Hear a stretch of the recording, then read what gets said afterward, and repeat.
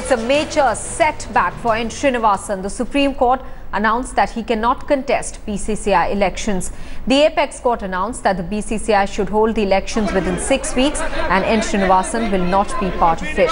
The Supreme Court has scrapped Amendment 6.2.4, which allowed BCCI officials to have commercial interests. Srinivasan can no longer own CSK and be BCCI president at the same time. But the top court gave a clean chit to Srinivasan in the cover-up allegations. The Supreme Court, in its long 130-page verdict, found Gurunath Mayappan and Raj Kundra guilty of betting. And the BCCI constitution has clause that says that if an official tarnishes the image of a team or the game, the team will get disqualified. That hangs in balance the fate of Chennai Super Kings and Rajasthan Royals now. Well, after 17 months of hearing and investigations into the role of the BCCI officials in the matter, the Supreme Court has in fact passed an order on the 2013 IPL corruption case. All right, Boria Majumdar is now joining us. Also, Vinay Tiwari and Shivani Gupta from outside the Supreme Court. Boria, first to you, what's the future of cricket in India with the order today? Maha, make no mistake, the biggest loser in this whole thing, or the biggest casualty, is the BCCI. You know, it stands discredited, it stands having lost face, it stands as an institution that wasn't able to keep its house in order. So, Indian cricket today stands at a crossroad as far as I can understand. The writing is on the wall. Obviously, the three-judge bench will sort of deliberate, as Vinay was explaining, and will even deliberate on the BCCI's constitution. But more importantly, as Justice Mudgal said, this is perhaps a one-time measure, but the Supreme Court is telling the board, we have no faith in your workings anymore. The BCCI should now restructure itself, get its house in order if it wants to continue to govern Indian cricket and perhaps govern world cricket, because the BCCI controls 73% or 75% of world cricket's finances. The entire restructuring of the world game happened at the behest of the BCCI and Mr. Srinivasan. I don't think this is about Indian cricket, it's about world cricket. What happens to Mr. Srinivasan's position in the ICC? Is it still tenable? Is it the BCCI nominee who goes there? Yes. Is Mr. Srinivasan going to be the BCCI nominee after the new BCCI functionaries come into place? We don't know. If he is no longer the nominee, will the ICC's restructuring go on like the way Mr. Srinivasan wanted? We don't know. So several unanswered questions there, Maha, but the fact of the matter is the biggest casualty is the BCCI, and the writing is on the wall. Either you reconstruct and restructure yourself and bring transparency, probity and propriety, else your future is doomed. Shivani, coming to you now, what does this three-judge committee do? What is the mandate that the Supreme Court has given it, and will its recommendations be binding? That's right. Its scope is quite broad actually, as we've already discussed also, Maha, but I'll just pinpoint the key factors once again. The Supreme Court said that this committee will look into reforms and amendments for the BCCI, which means, as Boria was just saying, that it can even recommend reforms and amendments to the constitution of the BCCI itself. And Vinay Tiwari also explained this in detail as well. But it will also look into things like sports code, ethics, and conflict of interest to eliminate these any possibilities of corruption and conflict of interest from the BCCI, the way that it functions. One key thing that we don't know right now, Maha, which could be maybe clarified in some time to come when the committee starts to work, or when we get to hear from the BCCI itself, is whether CSK and RR can play in this season of IPL till this committee decides the action on them. Okay. Because the committee has 6 months to decide action on all the various players, including these two franchises. So what happens in the meantime? Do these teams play by default in the 2015 edition? That bit we are not very clear on right now. Of course, we'll try to clarify that. But apart from that, one key question that I would like to ask Boria is that politically what happens in the BCCI now? The AGM is going to be held within 6 weeks. Who can win this election? New candidates have to be found. Politically, where does the BCCI stand, and how strong is Srinivasan's hold still as far as other members in the board are concerned?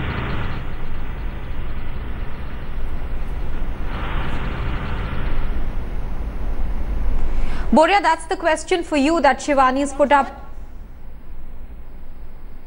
Correct. I'll answer that, but I think Shivani made a very interesting point, and I would want Vinay's reaction. Rashesh also can comment about CSK and RR. If I understand right, they can play as long as the committee's report doesn't come. And having spoken to the couple of BCCI officials in the interim, they are interpreting it as at least in 2015, RR and CSK play till today. There is nothing to bar them from not playing till the committee's final report comes. That's my understanding, having spoken to a couple of board officials.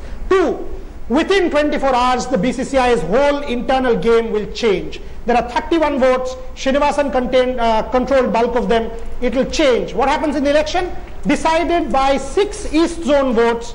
2 people will have to nominate somebody. Cannot be Srinivasan. So a new candidate for president, we can conjecture, we don't want to, but there will be a new candidate. Whether or not the same lobby, the Srinivasan lobby, controls the shots, I don't think so, because within the BCCI, from past experience, having covered Indian cricket for 2 decades, I can tell you, within hours, the entire body changes and the flock of members shift bases. That's what is going to happen after today. So the BCCI will have a new president, and that president or his team will then arbitrate or adjudicate upon Mr. Srinivasan's ICC future. That is why I keep saying this. His ICC future is also in jeopardy. Vinay, but if this committee does not decide quickly on CSK and RR, it's got a 6-month window over there. Will the IPL not be held under the shadow of uncertainty? Yes and no. And I think just to add to that point that Boria was making, yes, legally, there are 2 things that can now happen. This committee has been given a time frame within which they have to decide the penalty that can be levied on this particular franchisees. Having said that, the IPL's AGM and the body which governs the game still exists. Now, if they were to look at the existing rule book itself, which currently exists, the rule does specify that if a team or a principal has been found indulging in certain activities, the team can be debarred. The question is, now with this kind of an order that has come out, will they now take the initiative of doing this themselves? Because that's like killing their own brand. I mean, that's something that looks tough. But technically, both things can happen. It is entirely possible that they just allow this tournament to happen and wait for the panel to recommend whatever action they are recommending. Rasesh, coming to you now, as Boria was pointing out there, perhaps in this IPL, if the committee doesn't come out with its order, CSK and RR could still be part of this year's IPL. But what does it do to the morale of the players?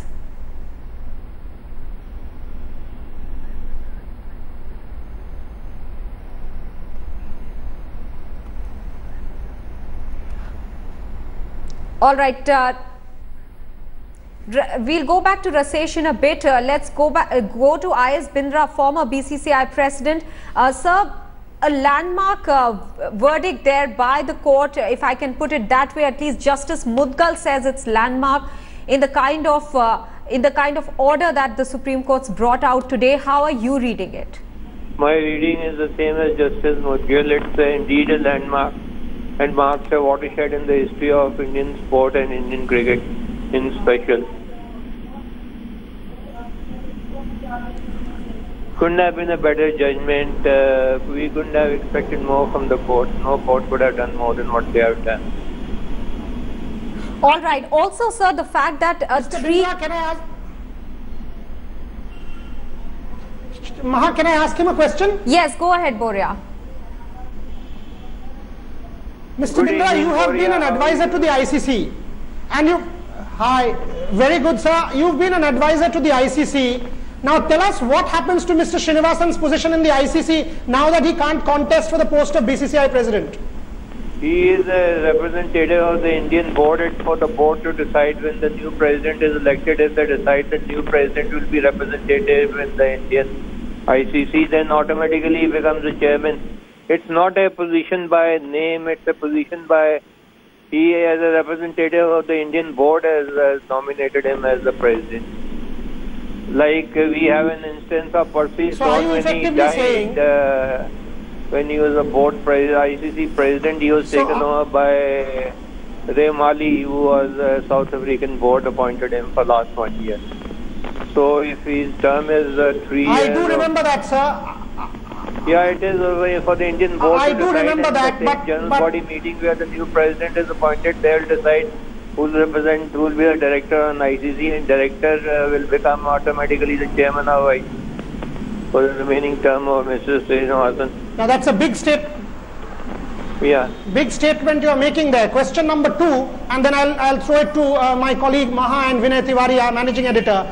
You know, where does the BCCI go from here? Because for me, the biggest casualty today is the BCCI. It stands discredited. A 3-member Supreme Court judge committee will now decide on its future, even its constitution. As a former president of the BCCI, are you disappointed? Are you hurt? Are you upset? Are you ashamed? I am ashamed as a former administrator. I am ashamed that we have reached, but we earned every bit of it. We deserved it. We earned it. We didn't do anything for 17 months. I've been shouting from the house top. I said in the Chennai meeting that he should step down, and nobody else from the board came up and supported me, and this is what we deserve. And we got it in our neck, and we got a hard knock on our head. If we still don't learn a lesson, we'll need a harsher punishment, even more punishment than this. Boria. All right, as Bindra, they are saying that the BCCI got, yes, Boria. Mr. Bindra, they are saying that the BCCI got several chances to rectify the mistakes that were happening, but didn't take the cue, and therefore this severe rap coming from the Supreme Court today.